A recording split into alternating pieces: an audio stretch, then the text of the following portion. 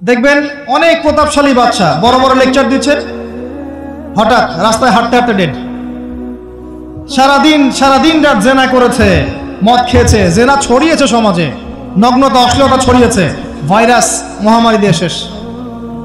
দুনিয়ার জীবন কি জীবন! চোখের সামনে অহরহ এগুলো ঘটনা দেখছি আমরা। যাচ্ছে খুব সাদা আহ্লাদ করে, বর বিয়ে করতে যাচ্ছে, কার অ্যাক্সিডেন্ট, শেষ, ডেড। কিছু সাহাবী তো এমনও ছিলেন, বদরের যুদ্ধ করতে এসেছেন, হাতের মধ্যে কিছু খেজুর আছে, খেজুর খাচ্ছেন, খোরমা খেজুর খাচ্ছেন। তখন নবী সাল্লাল্লাহু আলাইহি ওয়াসাল্লাম দাঁড়িয়ে ভাষণ দিচ্ছেন যে ওয়াসাবিকু ইলা মাগফিরাতিম মির রাব্বিকুম ওয়া জান্নাহ। আসসালামু আলাইকুম ওয়া রাহমাতুল্লাহি ওয়া বারাকাতুহু। এই ভিডিওতে খুব সুন্দর কথা বলা হয়েছে, আপনারা শেষ পর্যন্ত দেখতে থাকুন। ওই যে আয়াতটা আছে, তোমরা এগিয়ে চলো তোমাদের রবের ক্ষমার দিকে এবং জান্নাতের দিকে, আরদুহা কাআরদিস সামাই ওয়াল আরদ, যার প্রশস্ততা আসমান এবং জমিনের সমান। সাহাবী খেজুর খেতে খেতে খেজুরটা ফেলে দিলেন। আরেকজন সাহাবী জিজ্ঞাসা করলেন যে খেজুরটা ফেলে দিলেন কেন? তিনি বলছেন এই খেজুরগুলো খেতে অনেক সময় লেগে যাবে। নবী সাল্লাল্লাহু আলাইহি ওয়াসাল্লাম এমন কথা বলেছেন, এটা শোনার পরে আমি আর এক সেকেন্ড নষ্ট করতে যাচ্ছি না। খেজুর ফেলে দিয়ে যুদ্ধে ঝাঁপিয়ে পড়লেন, দেন শহীদ হয়ে জান্নাতে চলে গেলেন। তারাও তো মৃত্যুর স্বাদ গ্রহণ করেছেন, তাই না? আরেকজন ইহুদি ব্যক্তি উহুদের যুদ্ধের দিন সকালবেলা মুসলিম হয়েছে। ইহুদিরা তো আমাদের চিরশত্রু, আপনারা জানেন। এটা জানার জন্য ডক্টরেট করার দরকার নেই, থিসিস করার দরকার নেই। প্যালেস্টাইনের দিকে তাকান, বুঝতে পারবেন। ফিলিস্তিনকে দেখেন, বুঝতে পারবেন। অ্যামনেস্টি ইন্টারন্যাশনাল বলে একটা সংস্থা আছে না, এরা পর্যন্ত দেখলাম গতকালকে রিপোর্ট দিয়েছে যে বিগত এই 50-60 বছর ধরে এরা ফিলিস্তিনদের উপর যা নির্যাতন করেছে, এটা মানবতার ইতিহাসে কখনো করা হয়। যাই হোক, একজন ইহুদি যুবক সকালবেলা উহুদের মাঠে আসছেন, এসে জিজ্ঞাসা করছেন যে আমার আগে কি করা উচিত, আগে কি আমি যুদ্ধে যাব না আমি আগে মুসলিম হব? সাহাবীরা তাকে বললেন আগে কালিমা শাহাদাত পড়, তারপরে উহুদের মাঠে আসো। সে এসেছে এই কারণে যে নবী সাল্লাল্লাহু আলাইহি ওয়াসাল্লাম মদিনায় আছেন, মদিনায় আরো ইহুদিরা আছে। ইহুদিরাই আগে বলতো শেষ জামান একজন নবী আসবেন, যার নাম হবে আহমদ। সব মিলে গেছে, তারপরেও তারা গ্রহণ করছে না। এই ছেলে সত্য চিনতে পেরেছে, সে চলে আসছে সত্যের কাছে, এসে ইসলাম কবুল করে যুদ্ধ করলো, শহীদ হয়ে গেল। নবী সাল্লাল্লাহু আলাইহি ওয়াসাল্লাম দেখলেন তার লাশটা, দেখে বলছেন এই যুবক, ইহুদি যুবক এখানে কি করছে? সাহাবীরা বললেন সকালবেলা মুসলিম হয়েছে, যুদ্ধ করে শহীদ হয়ে গেছে ইয়া রাসূলুল্লাহ। নবীজি বললেন সাল্লাল্লাহু আলাইহি ওয়াসাল্লাম আমিলা কলিল উজরা কাসীর, সে অল্প আমল করলো কিন্তু বিশাল পুরস্কার পেয়ে গেল। জীবন তো তাদেরও ছিল। এটা তো সশস্ত্র যুদ্ধের কথা বাদ দেন, নরমালি সুমাইয়া রাদিয়াল্লাহু আনহা, আবু জেহেল তাকে নির্যাতন করছে, তার লজ্জাস্থানে বর্ষা ঢুকিয়ে দিয়ে, চিন্তা করতে পারেন, লজ্জাস্থানে বর্ষা নিক্ষেপ করে হত্যা করলো।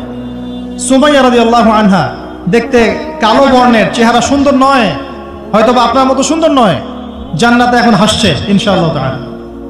তার স্বামী ইয়াসের, আবু জেহেল তাকে পিটাতে মেরে ফেললো, সে মারা গেল, শহীদ হয়ে গেল। অনেক ওলামায়ে কেরামকে, ইমাম, মুস্তাহিদ, মুহাদ্দিস দেখবেন সারাটা জীবন এত মেহনত করেছেন দ্বীনের জন্য, বিয়ে শাদী করার সময় পান নাই। এমনও আছেন ইমাম এবং মুহাদ্দিস, জীবন তো তাদেরও ছিল। শুধু সাহাবী কেন, তাবেঈদের দিকে তাকান, তাবেঈন তাকান, আমাদের 4 ইমামের দিকে তাকান। আবু হানিফা রাহিমাহুল্লাহ শেষ বয়সে জেলখানায়, কথিত আছে বিষ প্রয়োগে তাকে হত্যা করা হয়েছে। তার টাকার অভাব ছিল না, তিনি কিন্তু আমার মতো হতদরিদ্র ছিলেন না। আল্লাহ পাক তাকে সম্পদও দিয়েছিলেন, সমস্ত সম্পদ বিলিয়ে দিয়েছেন দ্বীনের জন্য। ইমাম শাফিঈ রাহিমাহুল্লাহ, তার দিকে তাকান। আহমদ বিন হাম্বল রাহিমাহুল্লাহ, তার দিকে তাকান। তাকে পিটানো হচ্ছে আর বাগদাদের রাস্তায় ঘোরানো হচ্ছে, কারণ সমাজের মানুষ ফতোয়া দিয়েছে একটা, তিনি ফতোয়া দিয়েছেন আরেকটা। ওই যে হিল্লা প্রথা আর ঠিকা বিবাহ নিয়ে আর কি। তিনি বলছেন ইলামু ইয়া আহলা বাগদাদ, হে বাগদাদের মানুষরা জেনে রাখো যে আমি কশ্চিনকালেও এই প্রথাকে জায়েজ করলাম না। তোমরা চিনে রাখো যে আমার নাম আহমদ। জীবন তাদেরও ছিল। ইমাম মালিক রাহিমাহুল্লাহ, তাকে এত মার দেয়া হয়েছিল, হাত বাঁধতে পারতেন না নামাজের মধ্যে, নামাজে হাত বাঁধতে পারতেন না।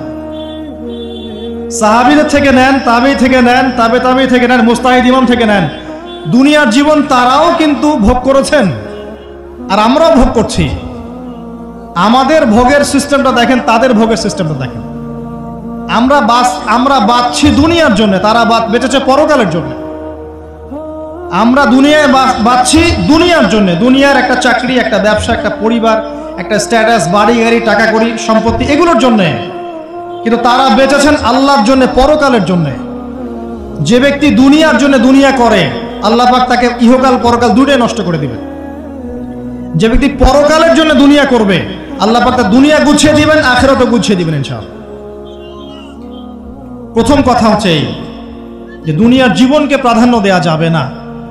দুনিয়ার জীবনের প্রতিটা কাজ আপনি একটা উদ্দেশ্যই করবেন, সেটা হচ্ছে আল্লাহ সন্তুষ্ট। বিয়ে শাদী করেছি কেন? আল্লাহর জন্যে। পরিবার গঠন করেছি কেন? আল্লাহর জন্যে। সন্তান নিয়েছি কেন? আল্লাহর জন্যে। দিন শিখেছি কেন? এলেম শিখেছি কেন? আল্লাহর জন্যে। চাকরি কেন করি? আল্লাহর জন্যে। প্রতিটা কাজ ইবাদত হবে যদি আপনি মুহাম্মদ সাল্লাল্লাহু আলাইহি ওয়াসাল্লামের তরিকা মেনে চলেন। একটা বিষয় বোঝার বাকি আছে আমাদের, দুনিয়ার জীবনটা 1 সেকেন্ডের জীবন। আল্লাহ পাক সূরা হাদীদের মধ্যে বলেছেন, ই'লামু আন্নামাল হায়াতুদ দুনিয়া লা'iবুন ওয়া লাহু ওয়া জিনাতুন ওয়া তাফাখুরুন বাইনাকুম ওয়া তাকাসুরুন ফিল আমওয়ালি ওয়াল আওলাদি কামাসালি গায়যিন আ'জাবাল কুফফারা নাবাত থুম্মা ইয়াহিজু ফাতারাহু মুসফাররান থুম্মা ইয়াকুনু হুতামা ওয়া ফিল আখিরাতি আযাবুন শাদীদ ওয়া মাগফিরাতুন মিনাল্লাহি ওয়া রিদওয়ান ওয়া মাল হায়াতুদ দুনিয়া ইল্লা মাতাউল গুরুর। আল্লাহ পাক বলছেন, জেনে রাখো তোমরা সবাই, এই জমিনবাসী, এই দুনিয়ার হায়াতটা খেলা। খেলা মানে কি দেখেন, ছোট্ট বাচ্চারা খেলা ছাড়া কিছু বোঝে? ওর কাছে দুনিয়া ওইটাই। দুনিয়ার প্রথম স্টেজ খেলা। ওয়াল্লাহু, একটু বড় হবে যখন, কিশোর হবে, ওর কাছে ঠাট্টা হাসি তামাশা, ডোন্ট কেয়ার, দুনিয়াতে কোনো কিছু নেই, খাওয়া দাওয়া ফুর্তি করো, লাহু। আর একটু বড় হবে, ওয়া জিনাতুন তাফাখুরুন বাইনাকুম ওয়া তাকাসুর, একটু বড় হবে তখন বাড়ি গাড়ি, স্ট্যাটাস, সৌন্দর্য, চাকচিক্য, প্রতিযোগিতা, তাফাখুরুন বাইনাকুম ওয়া তাকাসুর। এভাবে দুনিয়ার জীবন যাচ্ছে। এই এক্সাম্পলটা আল্লাহ পাক দিয়েছেন এমন ভাবে যে একটা ভূমি ছিল অনুর্বর, বৃষ্টি হলো, সেখানে সবুজ শ্যামল ফসল ফলল, এক পর্যায়ে ফসলটা আস্তে আস্তে হলুদ বর্ণ ধারণ করলো এবং সেটাকে কেটে ফেলা হলো, তারপর শুধু খড়কুটা বাকি থাকলো। এই হলো দুনিয়ার জীবনের এক্সাম্পল। এরপর পরকালে বাকি আছে দুইটা জিনিস, হয় ক্ষমা, রিদওয়ান, মাগফিরাত, ক্ষমা, অথবা আযাবুন শাদীদ। আমাদেরকে মাথায় ইনস্টল করতে হবে, দুনিয়াতে আমরা কেউ থাকতে আসি নাই। প্রথম কথা, এখানে আমরা এসেছি বড়জোর 60, 70, 100 বছরের হায়াত নিয়ে, যার মধ্যে মোটামুটি ভাবে 30, 40, 50 বছর চলে গেছে, কারো 20 বছর, 25 বছর চলে গেছে, বুঝতে না বুঝতেই চলে গেছে, মানে ভালো মন্দ বোঝার আগেই শেষ। যদি তার বয়স হয় 60 বছর, তাহলে এখন বাকি আছে 30 বছর। এই ব্যক্তি যদি ঠান্ডা মাথায় রাতের বেলা চিন্তা করে, এই 30 বছর যে আমার চলে গেছে, আমার অ্যাপ্রক্সিমেটলি 30 বছর বাকি আছে। বাকি আছে বুঝলাম, যা চলে গেছে, এই চলে যাওয়া 30 বছরে আমি 10 বার জেনা করেছি, 20 বার মদ খেয়েছি, ঠিক আছে, মানুষের সম্পদ আত্মসাৎ করে খেয়েছি, পরকিয়া করেছি, চুরি করেছি, ডাকাতি করেছি, মিথ্যা বলেছি, নামাজ পড়ি নাই, রোজা রাখি নাই। আমরা প্রত্যেকে যদি আমলনামা ঘাটি আজকে রাত্রে, এরকম একটা লিস্ট আমরা তৈরি করতে পারবো। আজকে রাত্রে বাসায় ফিরে গিয়ে প্রত্যেকে যদি একটা আমলনামা ঘাটতে চাই, চোখ বন্ধ করে চিন্তা করি যে এই 30 বছর আমি কি কি করেছি, দেখবেন আপনি জেনার পাপ পাবেন, মাদকের পাপ পাবেন, অন্যের সম্পদ আত্মসাতের পাপ পাবেন, নামাজ না পড়ার পাপ পাবেন, রোজা রাখেন নাই, যাকাত দেন নাই, কোনো কোনো ক্ষেত্রে মিথ্যা বলেছেন, প্রতারণা করেছেন, মানুষের সম্পদ লুটে পুটে খেয়েছেন, অনেক কিছু করেছেন। কিন্তু আমাদের চলাফেরা দেখলে মনে হয় যে আমরা কোনো পাপ করিনি। এই জায়গায় ঠান্ডা মাথা চিন্তা করে আপনি দেখবেন পাপ 2 রকম। কয় রকম? 2 রকম। আপনি দেখবেন আল্লাহর সাথে জড়িত কিছু পাপ পাবেন, নামাজ পড়েন নাই, রোজা রাখেন নাই, মিথ্যা বলেছেন, ইত্যাদি ইত্যাদি। কিছু পাপ পাবেন আল্লাহর সাথে জড়িত, কিছু পাবেন মানুষের সাথে জড়িত। আল্লাহর সাথে জড়িত পাপগুলো ক্ষমা নেওয়া খুব সহজ। ওযু করে এসে 2 রাকাত নামাজ পড়ে চোখের জল ফেলে দিয়ে, চোখের পানি ফেলে দিয়ে আল্লাহর কাছে হাত তুলে খালি যদি বলে আল্লাহুম্মা আনতা রব্বি, বলেন আল্লাহুম্মা আনতা রব্বি লা ইলাহা ইল্লা আনতা খলাকতানি আনা আবদুক ওয়া আনা আলা আহদিক ওয়া ওয়া'দিকা মাস্তাতা'তু আউযু বিকা মিন শাররি মা সানা'তু আবুউ লাকা বিনি'মাতিকা আলাইয়া ওয়া আবুউ বিযানবি ফাগফিরলি ফাইন্নাহু লা ইয়াগফিরু যুনুবা ইল্লা আনতা। এটা না পারেন অ্যাটলিস্ট আস্তাগফিরুল্লাহাল্লাযী লা ইলাহা ইল্লা হুয়াল হাইয়ুল কাইয়ুম 3 বার চোখের পানি ফেলে দেন, আল্লাহর কাছে ওয়াদা করেন আল্লাহ যা করেছি ছেড়ে দিব, আগামী যতদিন বেঁচে থাকবো কোরআন এবং সুন্নাহর বাইরে এক চুল যাব না ইনশাআল্লাহ। এবং আগামী দিনগুলোতে আল্লাহ পাক তোমার আদেশ যখন যেভাবে আসবে আমি পালন করবো ইনশাআল্লাহ। যদি আল্লাহ পাক মনের মধ্যে খুলুসিয়াত দেখেন যে তাওবাতান নাসুহা করছে, মন থেকে তওবা করছে, আল্লাহ পাক আপনার সমস্ত গুনাহগুলোকে নেকিতে কনভার্ট করতে পারে। আল্লাহ পাক শুধু গুনাহ মাফ করবেন তা নয়, আল্লাহ পাক গুনাহগুলোকে নেকি দিয়ে পরিবর্তন করতে পারে। আমি দলিল দিচ্ছি, ইল্লা মান তাবা, সূরা ফুরকান পড়ে দেখেন, তারা ব্যতীত যারা তওবা করলো, ওয়া আমানা ওয়া আমিলা আমালান সালিহা, এবং যারা ঈমান এনেছে এবং সৎ আমল করলো, উলাইকা ইউবাদদিলুল্লাহু সাইয়্যাতিহিম হাসানাত, আল্লাহ পাক এই সব মানুষের গুনাহগুলোকে নেকি দিয়ে পরিবর্তন করে দিবেন ইনশাআল্লাহ। আমাদের নবী মুহাম্মদ সাল্লাল্লাহু আলাইহি ওয়াসাল্লাম দিনে 70 বার, কোন কোন বর্ণনা এসেছে 100 বার তওবা করতেন, 100 বার পড়তেন আস্তাগফিরুল্লাহ ওয়া আতুবু ইলাইহি, আস্তাগফিরুল্লাহ ওয়া আতুবু ইলাইহি। যার আগের কোনো পাপ নাই, পিছনের কোনো পাপ নাই, দিনে 100 বার তওবা করতেন। আমরা একটা রাত এভাবে চিন্তা করেছি যে আমার পাপ কি কি? আজকে রাত্রে গিয়ে চিন্তা করেন, দেখবেন আপনি একটা পাপে পরিপূর্ণ একটা আমলনামা পাবেন। এবার আপনি চিন্তা করেন যে আপনি যদি আগামী 30 বছর বাঁচেন বা 40 বছর বাঁচেন, এই সময়টাকে আপনি কিভাবে মূল্যায়ন করতে চান? প্রথম একটা মূলনীতি বলেছে দুনিয়ার জীবনকে প্রাধান্য দেয়া যাবে না। ওয়া মা হাযিহিল হায়াতুদ দুনিয়া ইল্লা মাতাউল গুরুর, সম্পূর্ণ মরীচিকা। মরীচিকা দেখেছেন? দুনিয়ার জীবন যে কি জিনিস, যারা আল্লাহর পথে পরীক্ষার সম্মুখীন হয়েছে ওরা জানে, মানে কিচ্ছু না, মানে মুহূর্তে আল্লাহ পাক ইহকাল পরকালের ফয়সালা করে ফেলবে। আমরাও বুঝবো, এটা আমরা বুঝবো না এমন নয়। ইয়াং ছেলে রাস্তায় যাচ্ছে, বাইক নিয়ে খুব দাবরানি দিচ্ছে, আছে না? হঠাৎ অ্যাক্সিডেন্ট, ডেড, স্পট ডেড। এটা দুনিয়ার জীবন। তার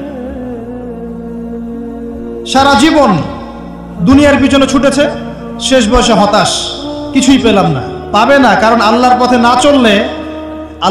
না চললে শেষ বয়সে গিয়েও কিছু পাবেন না।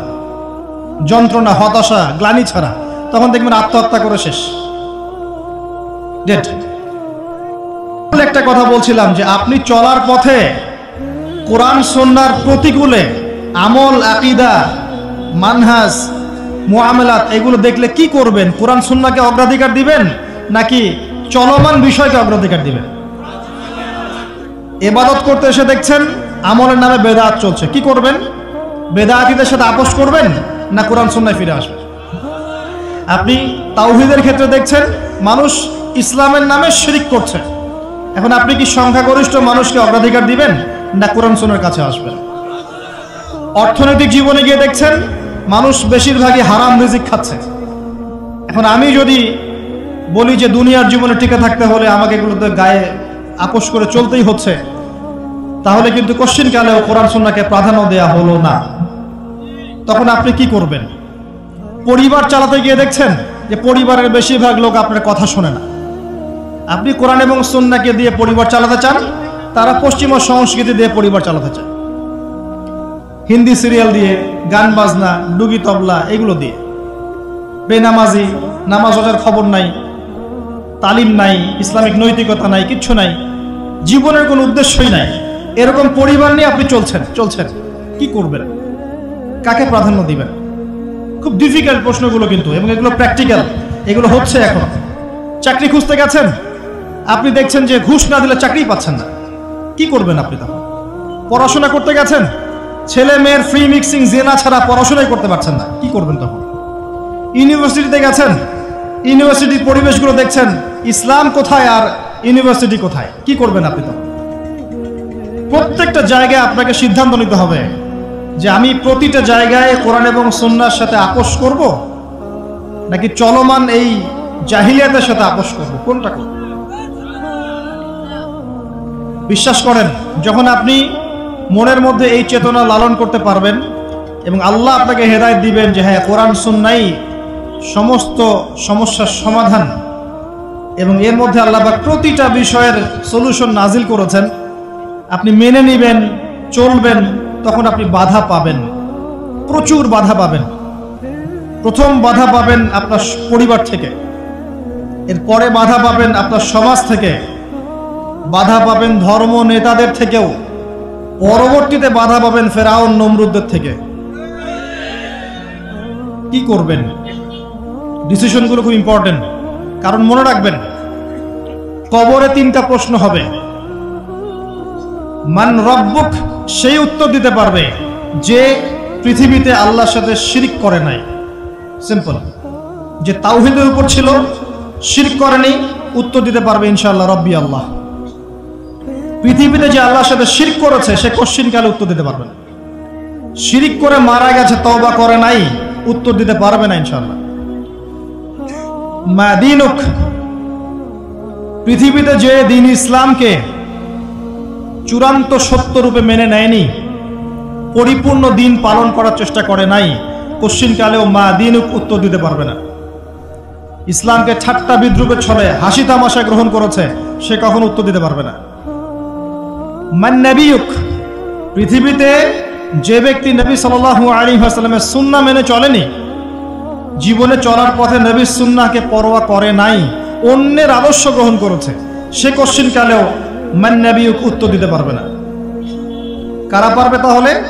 1 নাম্বার তাওহীদ পন্থীরা পারবে, 2 নাম্বার যারা পরিপূর্ণরূপে ইসলাম পালন করেছে এরা পারবে, 3 নাম্বার যারা মুহাম্মদ সাল্লাল্লাহু আলাইহি ওয়াসাল্লামের সুন্নাহর উপর টিকে ছিল এরা পারবে। ওয়া মা খালাকতুল জিন্না ওয়াল ইনসা ইল্লা লিয়াবুদুন, শুধুমাত্র ইবাদত করার জন্যই আল্লাহ পাক জিন এবং মানুষ জাতিকে সৃষ্টি করেছেন। আপনাকে আল্লাহ পাক এই হায়াতটা দিয়েছেন, এখন বাকি সময়টা চিন্তা করেন আগামী 30-40 বছর কিভাবে কাটাতে চান। দুনিয়ার জন্য বাঁচবেন না আল্লাহর জন্য বাঁচবেন?